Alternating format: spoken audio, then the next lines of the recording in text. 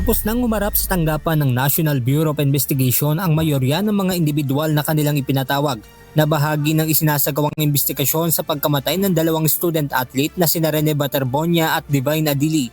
Noong Biyernes, dumating na sa opisina ng NBI Homicide Division ang presidente ng Ateneo de Manila University na si Roberto Yap. Matatandaan na ipinatawag ito ng NBI upang alamin kung alam at inaprubahan ng pamunuan ng universidad ang ginawang team building activity sa Dipakulaw, Aurora noong June 8 kung saan nalunod ang dalawang basketballista.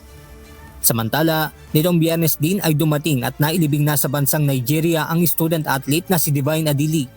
We should all fight for the justice of Divine Adili and Rene, because these deaths didn't have to happen. But it happened regardless. Due to the negligence and carelessness of life by the coaches and people in charge of them.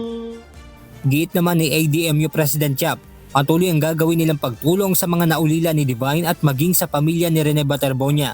Pinabulaanan din ng presidente ng universidad ang hindi umano nila paghingi ng tawad sa pamilya ni Rene Baterbonia. On the day that Mrs. Baterbonia and Mr. Baterbonia arrived on June 9, after the incident, after the tragedy, I was there at Arlington. I met the mother and I met the father. I was there in the room when the first time that they saw their son. I was there. Benedict Samson, humahataw sa balita ngayon.